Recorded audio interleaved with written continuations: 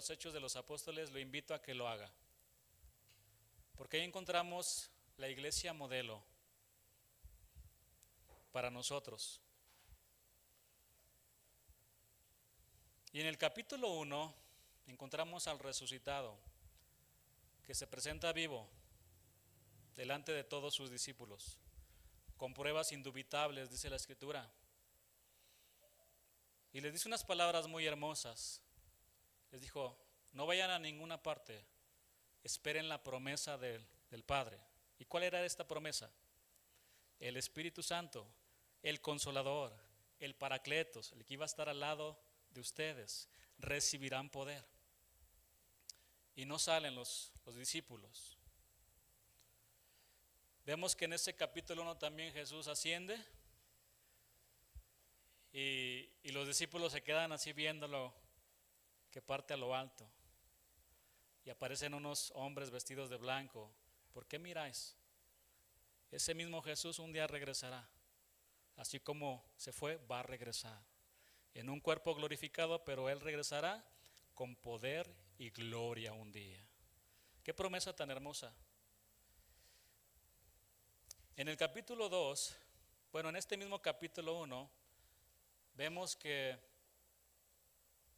Dios elige al sucesor del traidor, de Judas. Dios le muestra a los apóstoles que Matías debía tomar el lugar de Judas. Y Matías era un hombre que estuvo junto con los apóstoles todo el tiempo mientras Jesús viajaba con ellos. Eso trae un principio también. A los que estén mucho tiempo, a los que estén entre ustedes, son los que van a servir, no a cualquiera, a la gente que es probada y aprobada. En el capítulo 2 vemos el cumplimiento de la promesa. El Espíritu Santo desciende y llena a todos los presentes. Ellos comenzaron a hablar en nuevas lenguas, o en otras lenguas, mejor dicho, idiomas. Siguiendo en el mismo capítulo 2, Pedro, aquel hombre que negó al Señor Jesús ante una criada, ahora se pone de pie y delante de una multitud empieza a predicar el Evangelio, la palabra de Dios con denuedo, con valentía. Y en ese sermón, 3,000 personas se convierten. En el capítulo 3 vemos a Pedro y Juan que aparecen en escena y Dios los usa para sanar a un hombre cojo de nacimiento que tenía más de 40 años viviendo de esa manera. Al recibir este milagro, el hombre, dice la Escritura, que entró con ellos al templo saltando y alabando a Dios. ¿Cómo no? ¿Cómo no? Y aquí encontramos el primer milagro de sanidades, aquí en este libro de los Hechos de los Apóstoles. Capítulo 4. Pedro y Juan son llevados ante el concilio para ser interrogados por este milagro que se hizo con el hombre cojo de nacimiento. Pedro y Juan son amenazados para que dejen de predicar algo que no están dispuestos a obedecer. La iglesia se une en oración y comienzan a clamar al Señor: soberano Señor, permite que tu palabra se siga predicando. Aquí en este capítulo 4 aparece el hijo de consolación, Bernabé, un hombre con un corazón transparente y generoso. Este hombre vende un terreno y el dinero lo pone a los pies de los apóstoles. Hasta aquí, si usted nota conmigo, tenemos solo un milagro, el del hombre cojo de nacimiento. Capítulo 5, se levanta el telón y aparece un matrimonio, Ananías y Zafira, con su sonrisa fingida. Ananías y Zafira, un matrimonio que vivía en un mar de apariencias y mentiras. Este matrimonio le mintió a Dios deliberadamente, y quien le miente a Dios es capaz de mentirle a cualquiera. Ellos quisieron imitar lo que hizo Bernabé para recibir reconocimiento y quedar bien con los hombres. Y también vendieron una heredad, pero sustrajeron una parte de lo vendido y lo llevaron delante de los apóstoles.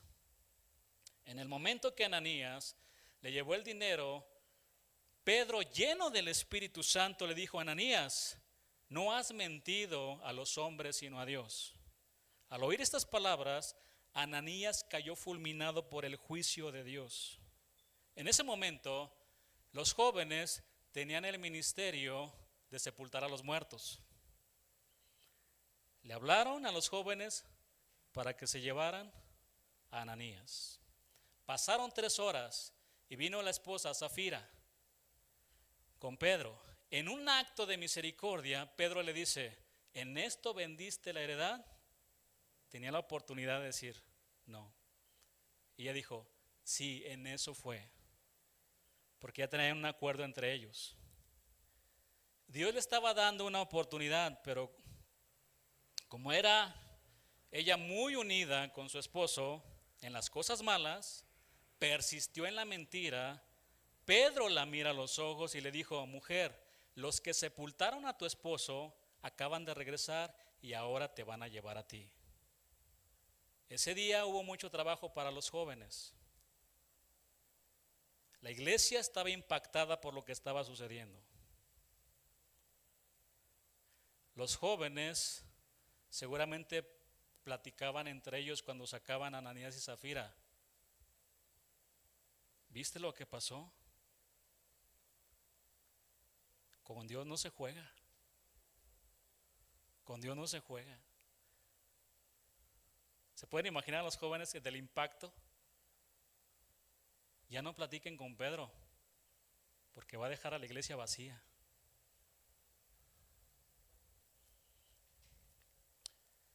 Los jóvenes tomaron a esa mujer mentirosa y la sepultaron con su esposo mentiroso. Esta historia trágica termina con un versículo que dice: vino un gran temor sobre toda la iglesia, un gran respeto por Dios y por su palabra, por las cosas sagradas, y todo esto se apoderó del corazón de los creyentes.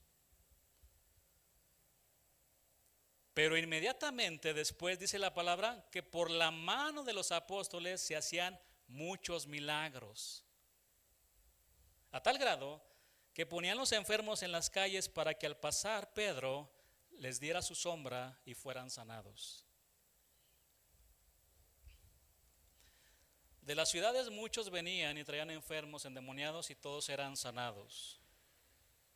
¿Cuántos quieren un milagro de Dios? Yo creo que todos. ¿Queremos ver los milagros del Señor Jesús obrando entre nosotros? El Señor primero quiere limpiar nuestra vida y nuestro corazón y la iglesia. Ese es el mensaje. Va a empezar a limpiar nuestra vida. Da temor, ¿no? Todo esto da temor. Un temor reverente al Señor. Pero hasta después se empezaron a ver las señales y los milagros de Dios por medio de la mano de los apóstoles. El Señor quería hacer milagros entre su iglesia, pero antes quería limpiar la iglesia y restaurar el respeto que se había perdido. La semana pasada vimos un milagro de sanidades.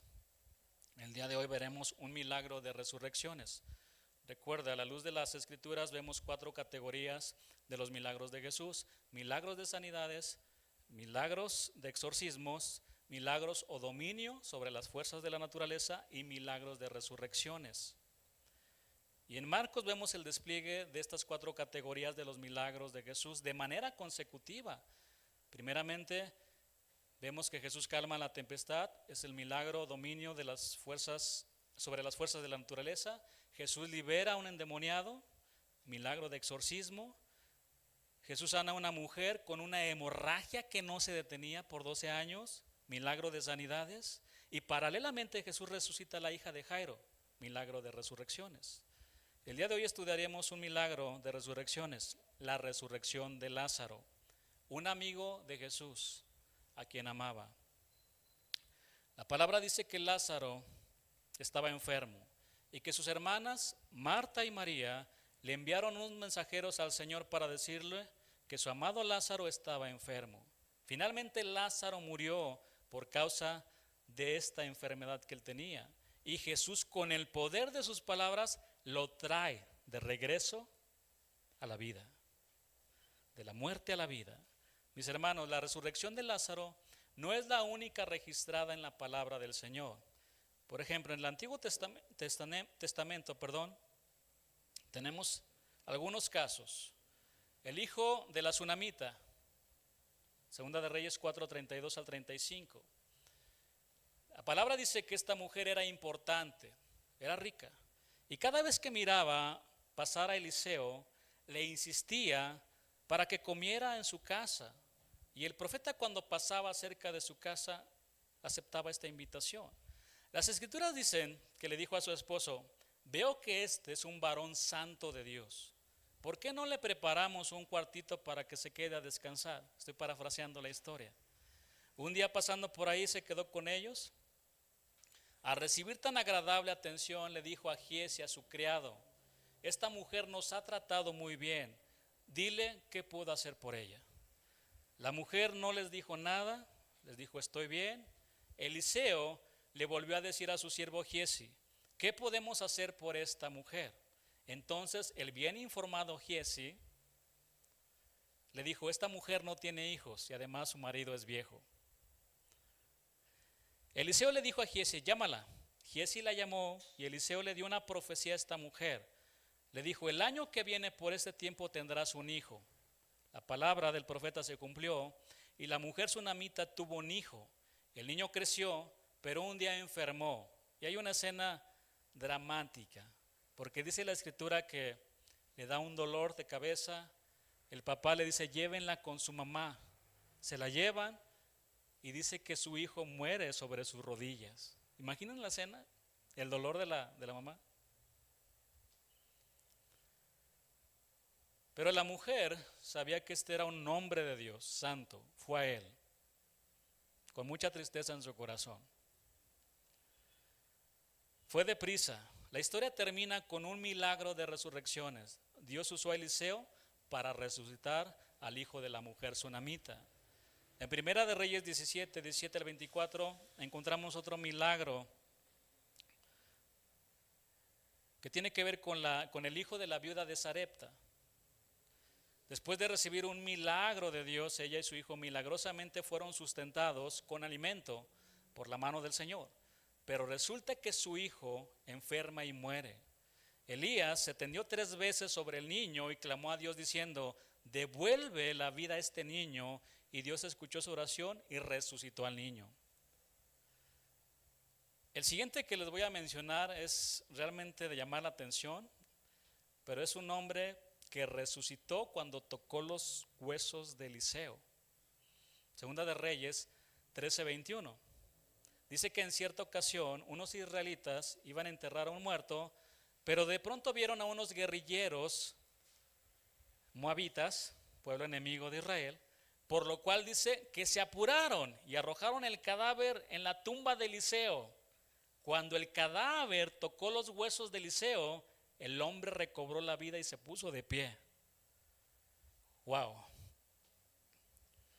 Qué historias reales, hermano, reales. No son mitos ni leyendas, son historias reales. En el Nuevo Testamento vemos al Señor Jesús que resucitó a la hija de Jairo. También resucitó al hijo de la viuda de Naín. Ahí el Señor llegó a un lugar llamado Naín. Se dio cuenta de que llevaban a un difunto para enterrarlo, hijo único de su madre, la cual era viuda. Y cuando el Señor la vio, se compadeció de ella y le dijo: no llores. Entonces se acercó y tocó al féretro y con su poder resucitó a este joven. Otro milagro lo vemos también por Pedro, cuando resucitó a quien, a Dorcas. Pablo a ese joven Eutico que estaba escuchando la enseñanza. Pablo se alargaba en su enseñanza, él estaba cerca de una ventana, se cayó del 3er piso y se mató porque se quedó dormido. Dígale a su hermano: ahí me hablan, hermano, para que no se quede dormido. Se mató, pero Pablo fue y lo resucitó. Por supuesto, la resurrección más importante, ¿cuál es? Es la de nuestro Señor Jesús. Él venció la muerte y al 3er día resucitó. Lea los pasajes, son hermosos acerca de la resurrección. Las mujeres fueron las privilegiadas, las primeras en ver al resucitado. Fueron a darle el mensaje a los discípulos y no creían. Juan dice, ¿realmente resucitó? Sí resucitó. Y la escritura dice que él corría, el que amaba. Pedro y él corrían a la tumba. Yo me los imagino corriendo los dos y Juan yo creo que estaba más ligerito, ¿no? Y le ganó.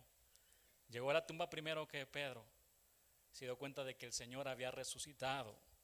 Tan importante es la resurrección de nuestro Señor Jesucristo que si Él no hubiera resucitado, Pablo dice, vana es nuestra fe. No tiene por qué congregarse, hermano. No tiene por qué alabarlo.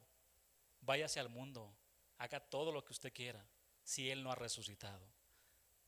Pero las evidencias muestran que Él resucitó y que sus discípulos presenciaron eso, dieron testimonio y predicaban al resucitado. Tan así que estuvieron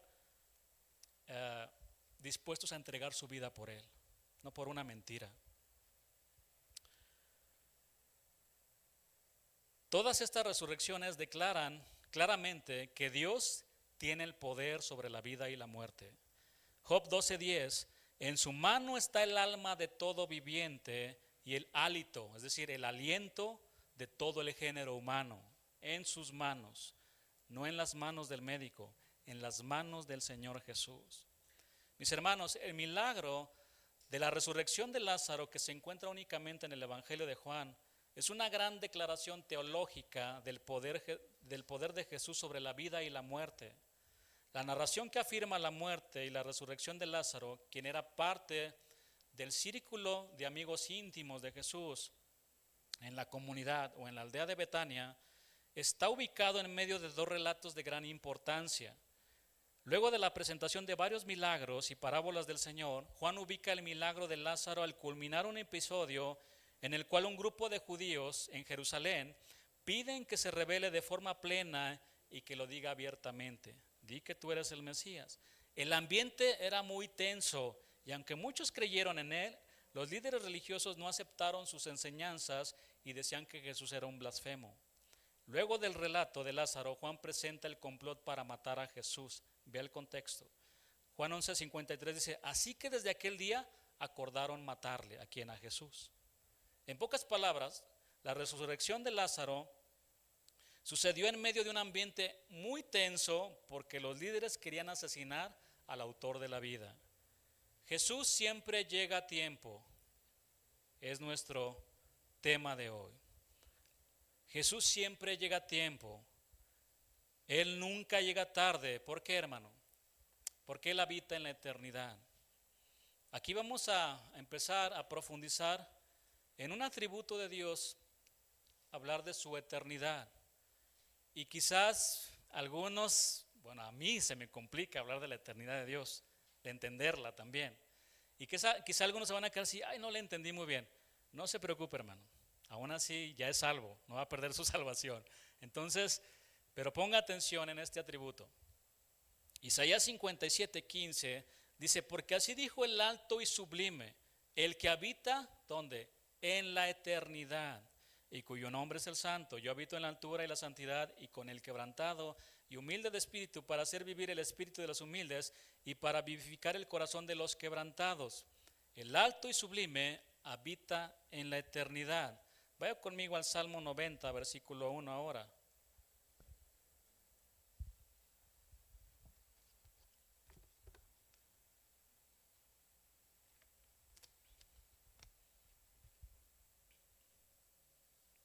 Oración de Moisés, varón de Dios. Señor, tú nos has sido de refugio de generación en generación. Versículo 2. Antes que naciesen los montes y formases, antes que los crearas, la tierra y el mundo, desde el siglo y hasta el siglo, tú eres Dios. Vean, no dijo, tú fuiste Dios, tú serás Dios, tú eres Dios. El diccionario hebreo traduce esta frase desde el siglo y hasta el siglo como desde el punto de fuga y hasta el punto de fuga. Desde el punto de fuga del pasado hasta el punto de fuga del futuro. Pero ¿Cuál punto de fuga? ¿O el punto de fuga de quién? No de Dios, sino del hombre. El hombre mira de manera retrospectiva hacia atrás como le es posible y luego se voltea y mira hacia adelante hasta que su pensamiento cae agotado y su ojo ya no puede ver más. ¿Por qué? Está atrapado en el espacio y en el tiempo. Dios no, Él es eterno, Él habita en la eternidad. La palabra hebrea, siglo, también significa oculto. Desde el tiempo oculto hasta el tiempo oculto, tú eres Dios. Pensemos por un momento en todos los sucesos históricos que han marcado a la humanidad hasta este año 2023. Toda esa historia la podemos recorrer y llegar al momento cuando no existía este mundo llamado Tierra, ni tampoco existían los planetas ni las estrellas. Vayamos un poco más atrás, allá en el trono de Dios, antes de que existieran los ángeles, los serafines, no había nada excepto Dios. Tú eres Dios. El profeta Daniel lo llamó a este Dios eterno el anciano de días. Nuestro Señor no tiene pasado ni futuro. Él habita en un eterno presente. Para nosotros es muy común decir ayer, hoy, ahorita, mañana, pero eso no aplica para el anciano de días. El cronos, tiempo, no afecta al Señor en lo absoluto, porque Él habita en la eternidad. Nosotros llegamos tarde a la reunión, Dios no. Y andamos corriendo y apresurados, Dios no. Nosotros estamos encapsulados en el tiempo, pero Dios no. Él se sienta en su eterno presente y todo el tiempo que ha existido es solo una pequeña marquita en el seno de la infinita eternidad. ¿Verdad que es difícil? Pero basado en esto, podemos concluir que Dios siempre llegará a tiempo en cualquier situación difícil que vivamos, porque a Él nunca se le hace tarde. Y al ser un Dios omnisciente, Él conoce todas las cosas pasadas, presentes y futuras. El Dios eterno tenía una cita en Betania, donde vivían sus amigos Lázaro, Marta y María. Veamos si llegó a tiempo. María y Marta vivían una situación muy difícil. Su hermano estaba enfermo y al ver que no mejoraba, sino todo lo contrario, le mandaron decir al Señor: he aquí, el que amas está enfermo. Tu querido amigo está muy enfermo. Quiero que notemos que este milagro de resurrección tenía un propósito muy elevado que sobrepasa lo terrenal y aún nuestra propia voluntad. El propósito de este milagro de Lázaro era para la gloria de Dios.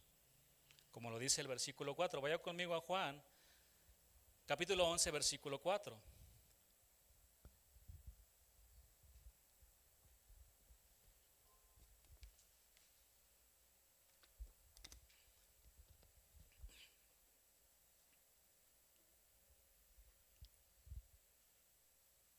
Si no me entendió bien el atributo de la eternidad, cuando esté en los cielos le pregunte al Señor. Porque es difícil entenderlo. Porque nosotros, como estamos limitados al espacio, a la materia, al tiempo, se nos complica mucho. Tenemos una mente finita. No podemos ver más allá. Pero Dios es espíritu, es todopoderoso. Él, imagínense, hermano, todo lo sabe. Él es eterno. Versículo 4 dice: oyéndolo Jesús dijo: esta enfermedad no es para muerte, sino para ¿qué? Para la gloria de Dios, para que el Hijo de Dios sea glorificado por ella. El Señor, al enterarse de la enfermedad de su amigo, dijo: esta enfermedad es para la gloria de Dios, para que todos conozcan la fama del Dios Todopoderoso, de aquel que solo tiene las llaves de la muerte y del Hades. Cheque algo bien interesante aquí. Sea glorificado. La palabra sea, palabra en el hebreo, esto, así como suena esto, pero viene de otra raíz griega, ime, que tiene que ver con el verbo de ser o estar, en presente y en pasado también. Los ejemplos que usa el diccionario Strong son: yo soy, yo estoy, yo he sido, yo he estado, yo era y yo estaba. En otras palabras, el Dios encarnado, el que es, el que era y que ha de venir, el Dios que habita en el eterno presente, al mismo tiempo miraba todas las escenas de la muerte y resurrección de Lázaro, y con su potestad de conocer el fin desde el principio, él sabía que la enfermedad de Lázaro no era para muerte, sino para la gloria de Dios. Esto funde mis capacidades, intelectuales, rebasa todo eso. Porque les voy a leer este versículo en la Nueva Traducción Viviente. Juan 11:4. Pero cuando Jesús oyó la noticia, dijo: la enfermedad de Lázaro no acabará en muerte, al contrario, sucedió para la gloria de Dios.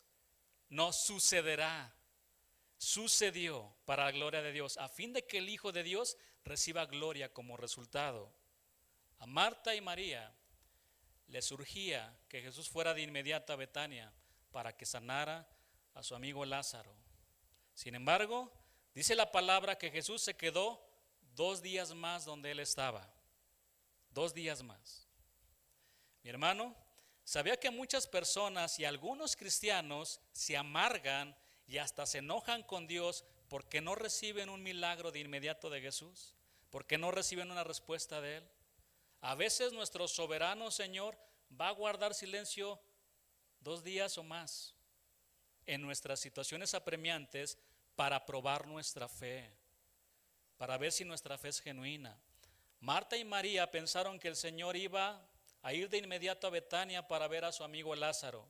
En medio de su dolor, al ver a su hermano enfermo, contaban las horas, los segundos para que Jesús llegara a tiempo, para que lo sanara. Sin embargo, pasaron 2 días y no llegaba el Señor Jesús.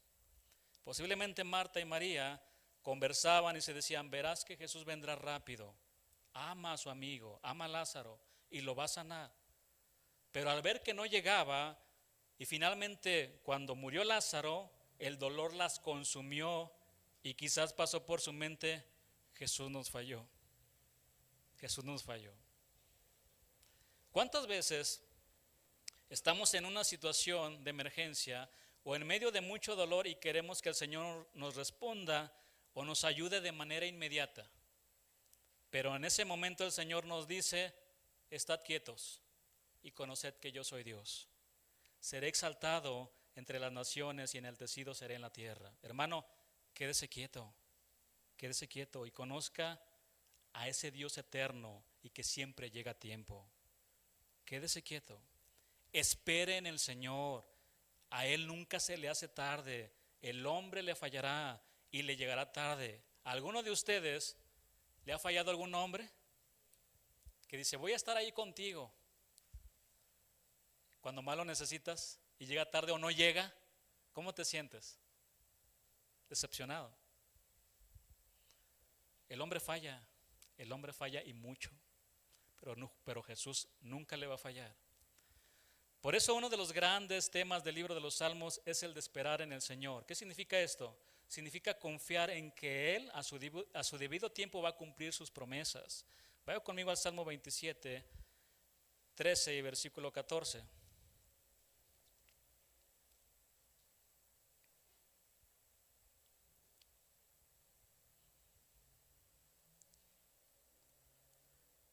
Hubiera yo desmayado si no creyese que veré la bondad de Jehová en la tierra de los vivientes. Versículo 14. Aguarda a Jehová, esfuérzate y aliéntese tu corazón. Sí, ¿espera a quién? Espera a Jehová, espera al Señor. El Salmo 42, versículo 11, dice la palabra: ¿por qué te abates, oh alma mía? ¿Y por qué te turbas dentro de mí? ¿Espera en quién? Espera en Dios, porque aún he de alabarle, salvación mía y Dios mío. El mejor consejo que podemos extraer de la palabra es que en medio de las situaciones más difíciles de nuestra vida, de acuerdo a este versículo que estamos leyendo en el Salmo 42, versículo 11, ¿cuál es?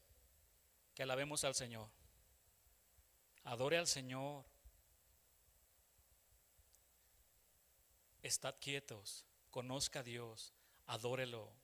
En esa situación difícil que está enfrentando, adore a Dios, alabe a Dios. No se queje, alabe al Señor.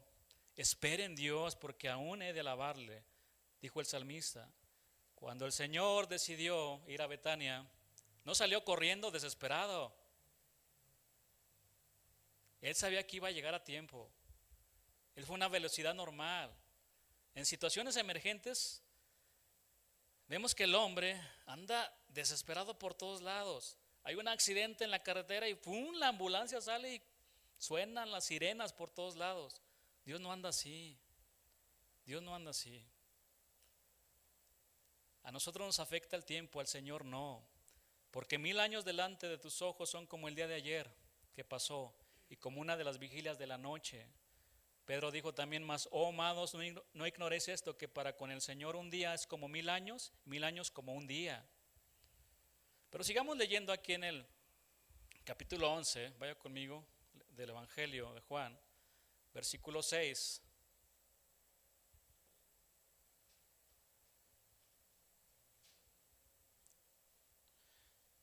Cuando oyó, pues, que estaba enfermo, se quedó 2 días más en el lugar donde estaba. Luego, después de esto, dijo a los discípulos: vamos a Judea otra vez. Y le dijeron los discípulos: Rabí, ahora procuraban los judíos apedrearte, y otra vez vas allá. Después de 2 días, el Señor decidió ir a Betania, no para sanar a Lázaro de su enfermedad, porque él ya sabía que Lázaro iba a morir. Qué duro, ¿no? A quien tanto amaba. Pero él fue para resucitarlo, con el propósito de que Dios fuera glorificado. En medio de este ambiente tan tenso, porque los judíos procuraban matarlo, el Señor se preparó para ir a Betania, arriesgando su propia vida, donde lo esperaban desesperadamente Marta y María. Versículo 9. Respondió Jesús: ¿no tiene el día 12 horas? El que anda de día no tropieza, porque ve la luz de este mundo. Bueno, las 12 horas eran una forma figurada de hablar del tiempo concedido por el Padre para la labor terrenal de Jesús. Versículo 10, pero el que anda de noche tropieza, porque no hay luz en él. Dicho esto, les dijo después: nuestro amigo Lázaro duerme, mas voy para despertarle. Dijeron entonces sus discípulos: Señor, si duerme, sanará. Pero Jesús decía esto de la muerte de Lázaro, y ellos pensaron que hablaba del reposar del sueño.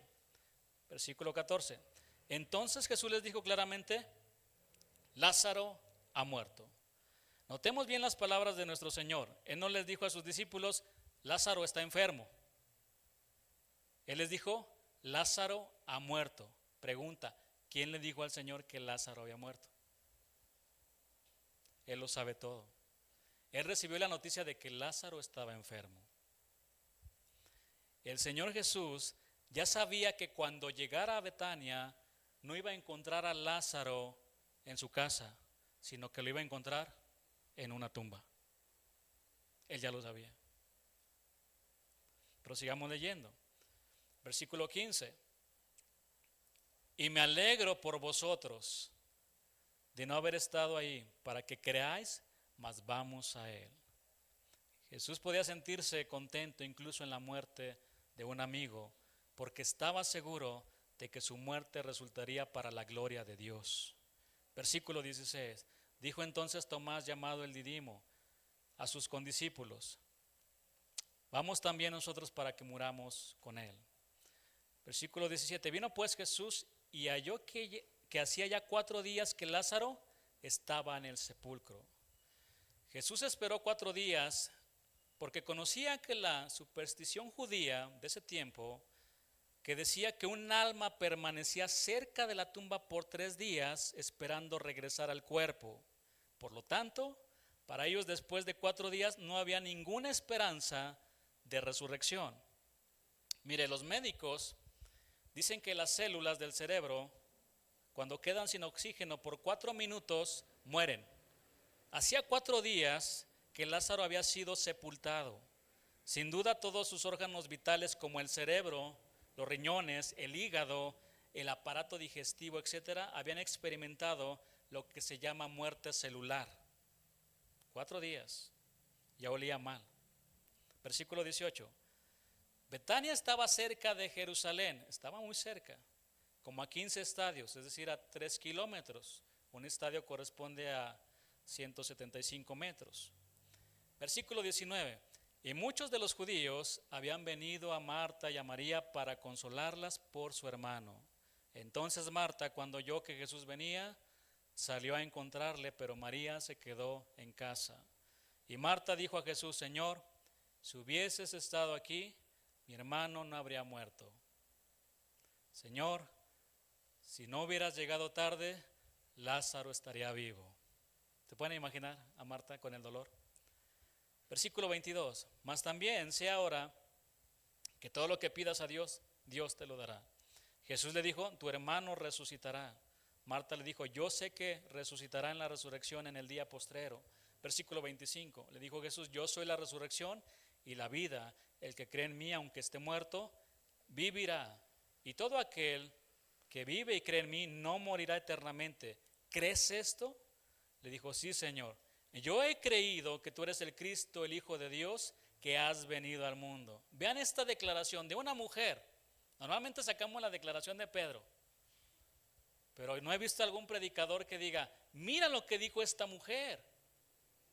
Paralelamente dijo exactamente muy similar a lo que dijo Pedro cuando el Señor le reveló al Cristo. Yo he creído que tú eres el Cristo, el Hijo de Dios, que has venido al mundo. Qué declaración tan hermosa, casi a la par del apóstol Pedro. Tú eres el Cristo, el Hijo del Dios viviente. Versículo 28.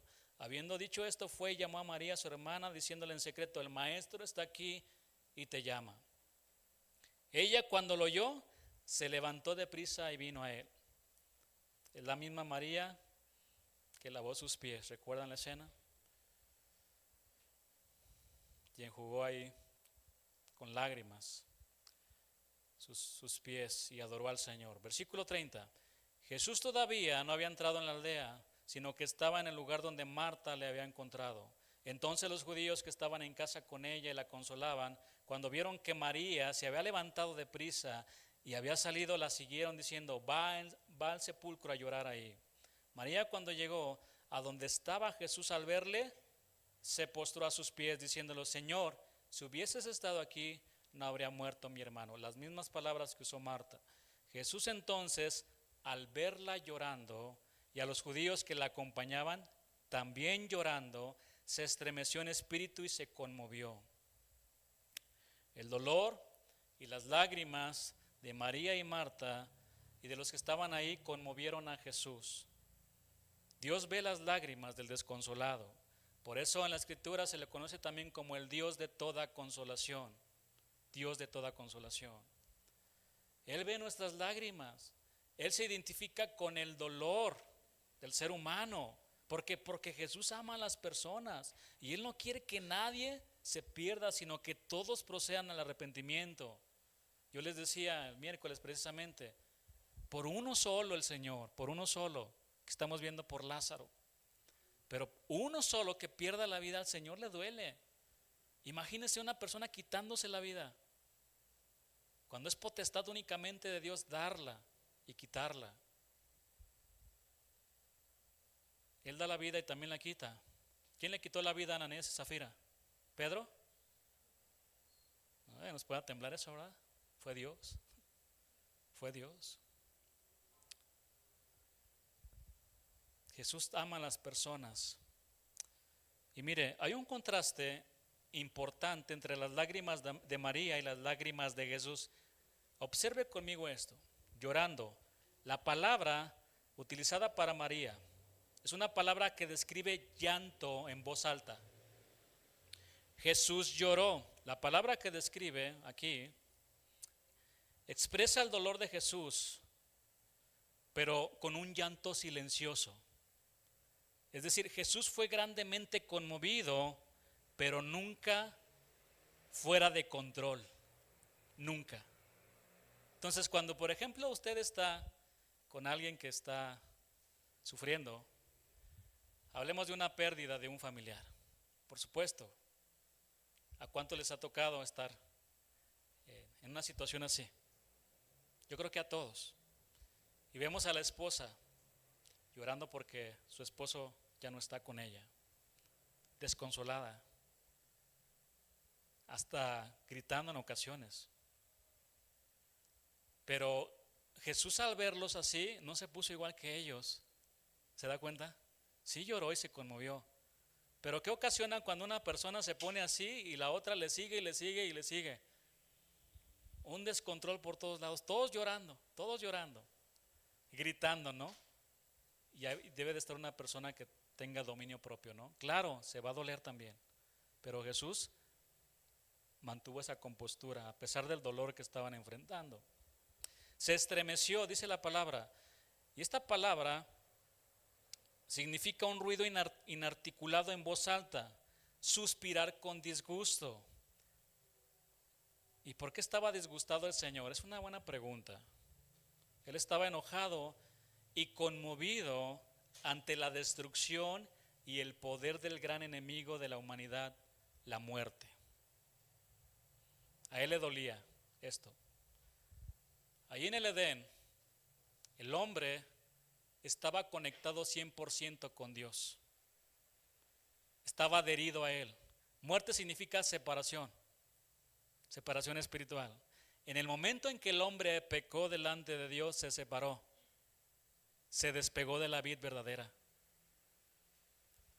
Y al Señor le estaba doliendo todo eso por causa del pecado, Le estaba doliendo y a la vez enojado porque el pecado, hermanos, es la peor tragedia que le ha pasado al ser humano. Es la peor tragedia.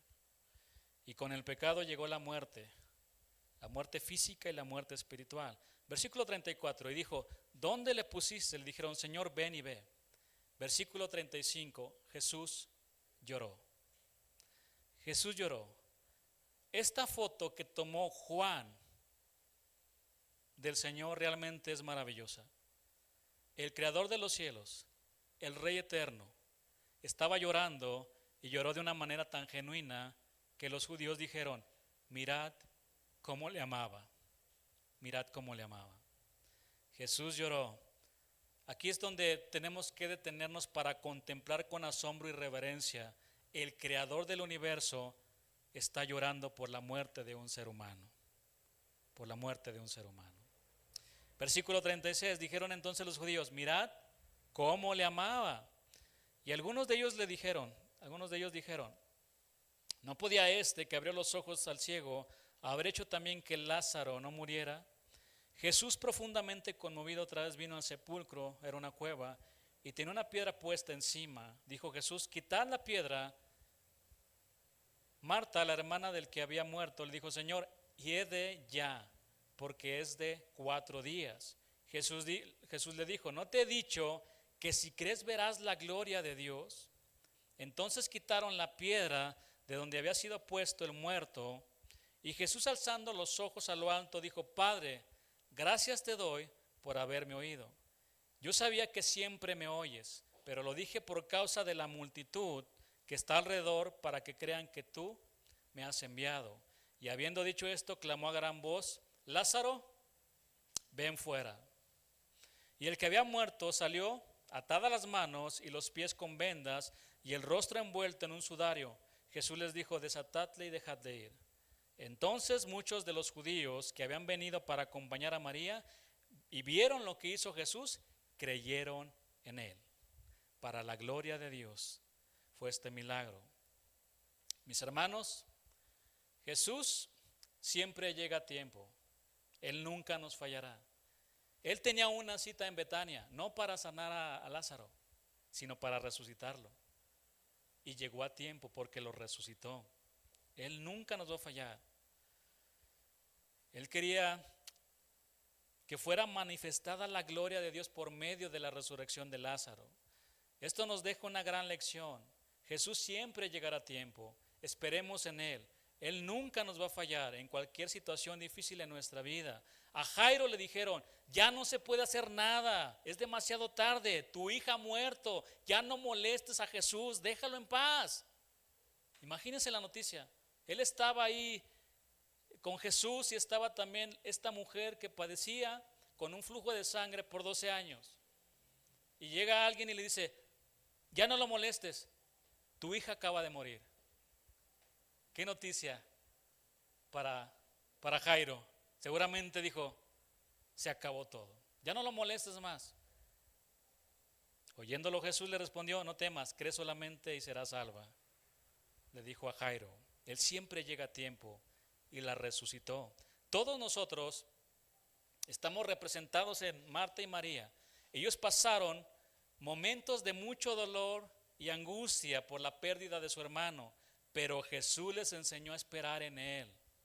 Les enseñó a que dependieran totalmente de Él en las situaciones más difíciles de su vida. También estamos representados en Lázaro. Él llegó a nuestras vidas a tiempo. ¿Por qué no llegó 15 años antes o llegó 3 años después a su vida, mi hermano? Porque Él llega en el preciso momento. Él nunca llega antes ni después. Y cuando llegó el Señor, nos encontró como a Lázaro. Estábamos en una tumba fría y oscura. Estábamos muertos en nuestros delitos y pecados, pero Él nos dio vida. Él nos dio vida. Entonces escuchamos su voz tierna que nos dijo con amor eterno, yo te he amado. En el huerto del Edén, repito, el hombre murió por causa del pecado, es decir, se desconectó de la vid verdadera. Pero el Señor vino a este mundo para conectarnos otra vez con el Padre por medio de su sacrificio. Mi hermano, Jesús siempre va a llegar a tiempo. Confía en Él, espere en Él, aguarda. El Señor no está dormido. El Señor cuida de sus hijos. Cuando usted clama, el Señor lo va a escuchar y lo va a atender de acuerdo también a su soberanía. Amén. Jesús siempre llega a tiempo a nuestras vidas. Él nunca va a llegar tarde. Él es el Rey eterno, inmortal. Él está en todos lados. A Él no le afecta el tiempo, ni el espacio, ni la materia. Él es un Dios que se eleva por encima de todo eso. Él es un Dios infinito, nosotros no. Así que mi hermano, vamos a